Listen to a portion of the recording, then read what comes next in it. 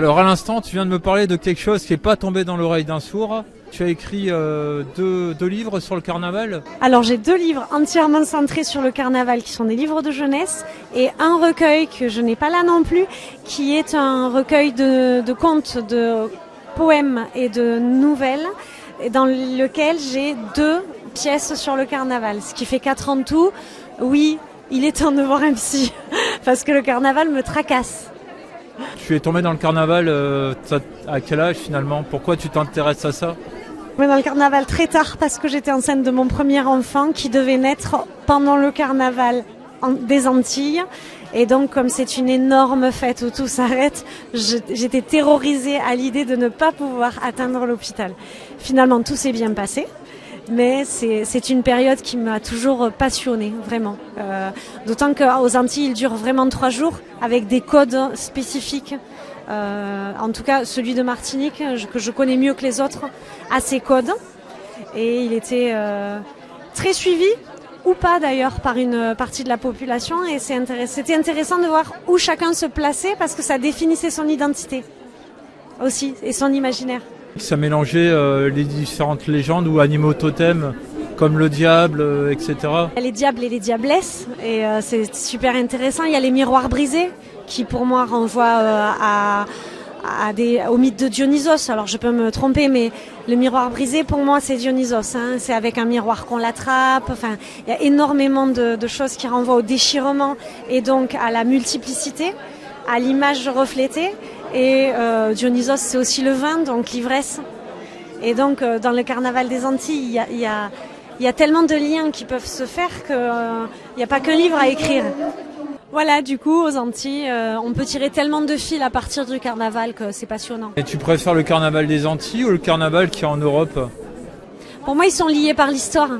Donc, j'ai pas de préférence. Chacun véhicule une base de données culturelle qui m'intéresse de la même façon.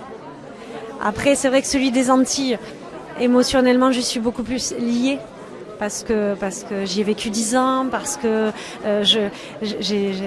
j'ai accompagné mes élèves, j'ai encadré, donc et puis à l'âge adulte aussi.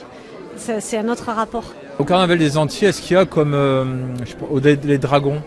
Non, j'ai pas le souvenir de dragons, sauf d'enfants qui spécifiquement voulaient être déguisés en dragon ou en dinosaure. Non, on est plutôt sur la Caroline, qui porte mon nom et qui porte aussi son mari. Sur le diable, la diablesse, des personnages spécifiques quand même.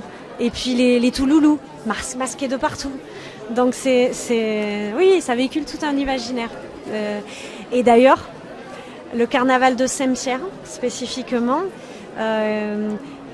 me fait toujours penser à cette histoire qui dit que si le carnaval de Saint-Pierre avait été moins osé, en 1902, la montagne Pelée ne se serait pas réveillée et les Pierrotins n'auraient pas été punis de tous leurs excès. Il y a beaucoup d'histoires comme ça qui voyagent d'une bouche à l'autre et qui racontent les excès de ce carnaval, le carnaval de Saint-Pierre de 1902. Et donc il y a eu une espèce de plus-value, de châtiment, parce que bon, c'est un phénomène naturel, un volcan, mais il y a eu cette plus-value du châtiment suite à l'excès. Voilà, qui revient dans quelques livres et dans quelques présentations de la ville par des guides touristiques locaux. De toute façon, logiquement, le carnaval, il y a toujours des excès. Mais c'est pour ça que cette histoire m'intéresse, parce que le carnaval, par définition, c'est l'excès.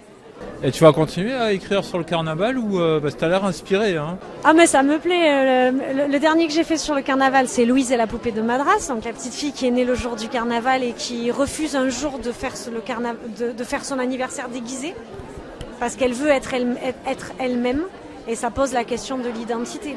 Qui suis-je? Donc voilà. Peut-être oui. Si je peux, j'écris encore sur le carnaval. Je pense, je sens, t'es inspiré. Ah j'aime bien, ouais.